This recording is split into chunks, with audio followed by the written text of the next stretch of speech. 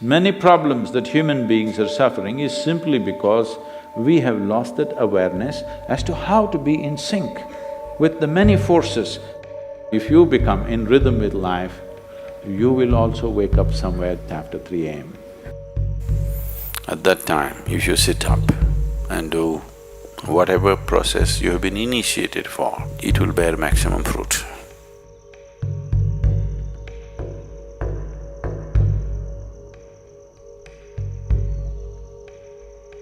In the way the planet is spinning and what is happening, something very fundamental changes somewhere between 3:20 to 3:40.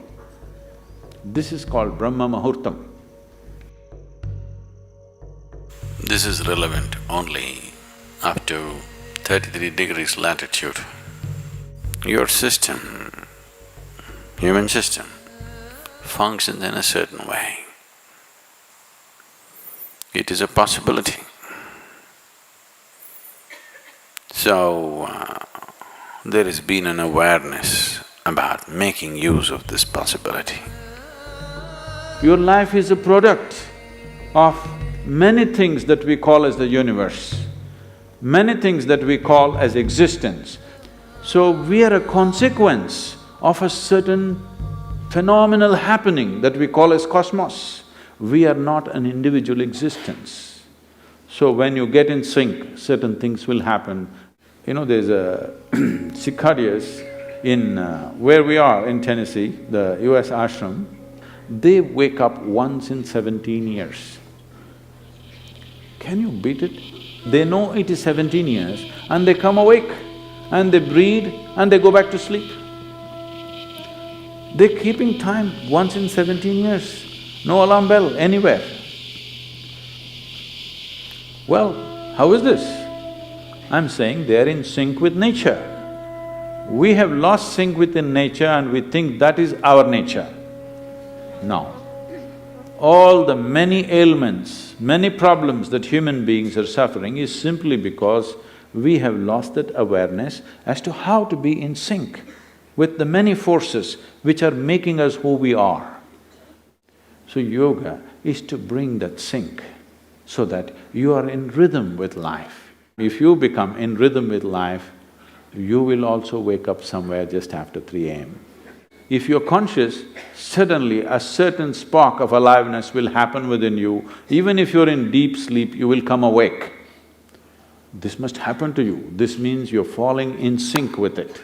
You're falling in sync with life. So what should I do? Should I meditate? Should I do a kriya? Doesn't matter what. You must do a process for which you have been initiated for.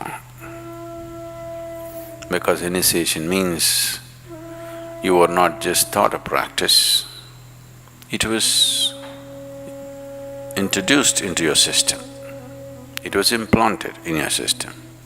So whatever, if there is a life seed within you, if you're awake at Brahma Muhurtam and sit for whatever that practice is, it bears maximum fruit because of the way the planet is behaving in relation to your system. If you become aware in a certain way, a certain level of awareness is achieved within you, you will see, you will simply know when the time is. If you go to bed at the right time, you don't have to look at your watch. You will always know when it is 3:40,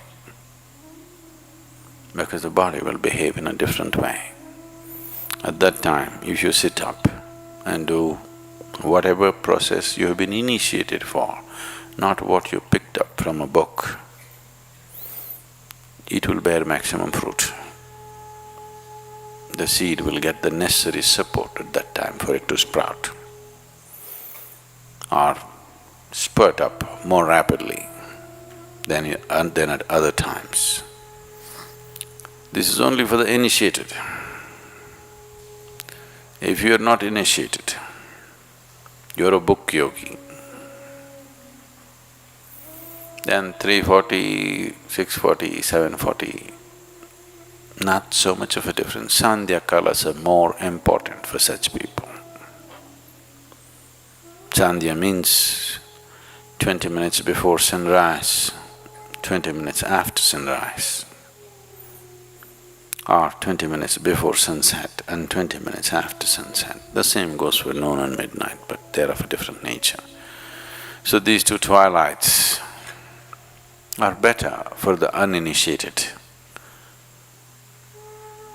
3:40 is good for those who've been powerfully initiated.